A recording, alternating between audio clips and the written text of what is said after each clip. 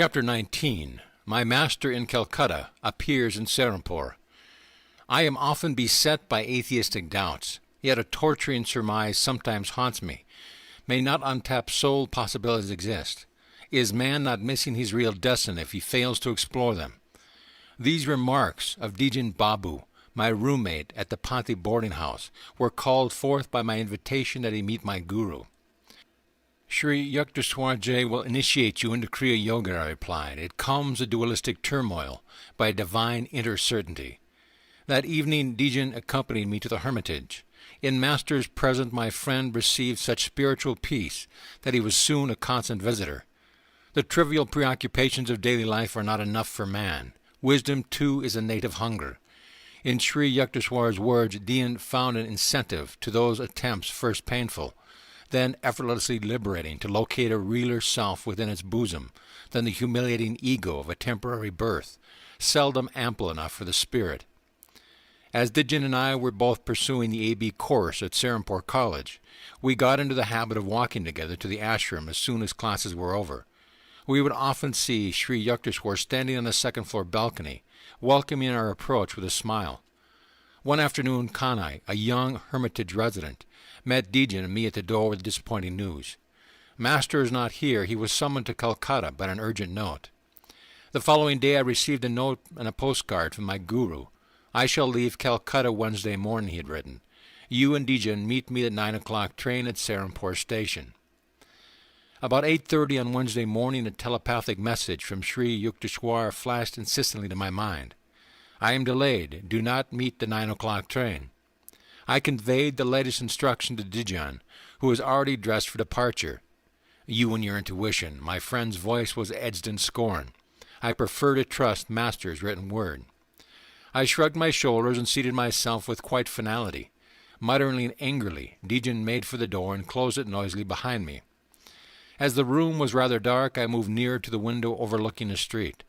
The scant sunlight suddenly increased to an intense brilliancy, in which the iron-barred window completely vanished. Against this dazzling background appeared the clearly materialized figure of Sri Yukteswar. Bewildering to the point of shock, I rose from my chair and knelt before him. With my customary gesture of respectful greeting to my guru's feet, I touched his shoes.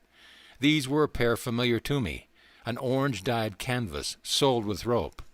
His ochre swami cloth brushed against me. I distinctly felt not only the texture of the robe, but also the gritty surface of the shoes and the pressure of his toes within them.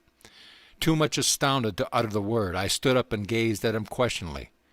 I was pleased that you got my telepathic message. Master's voice was calm, entirely normal.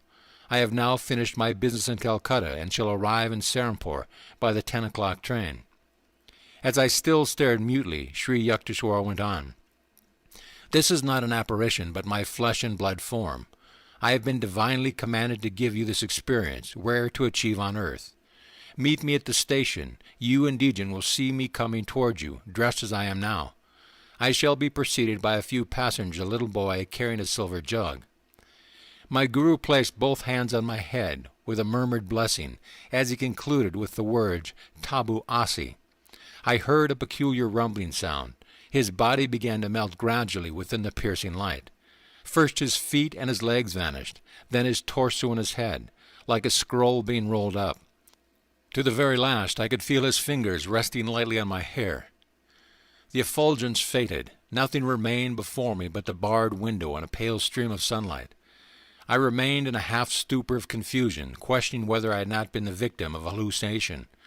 A crestfallen Dijin soon entered the room. Master was not on the 9 o'clock train, nor even the 9:30. My friend made his announcement with a slightly apologetic air. Come then, I know he will arrive at 10 o'clock. I took Dijin's hand and rushed him forcibly along with me, heedless of his protests.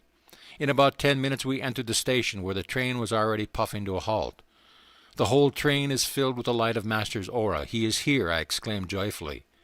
You dreamed so, Dijin laughed mockingly. Let us wait here. I told my friend details on the way in which our guru would approach us. As I finished my description, Sri Yukteswar came into view wearing the same clothes I had seen a short time earlier. He walked slowly in the wake of a small lad bearing a silver jug. For a moment a wave of cold fear passed through me, at the unprecedented strangeness of my experience. I felt the materialistic 20th century world slipping from me. Was I back in the ancient days where Jesus appeared before Peter on the sea? As Sri Yukteswar, a modern yogi Christ, reached the spot where Jijin and I were speechlessly rooted, Master smiled at my friend and remarked, "I sent you a message too, but you were unable to grasp it."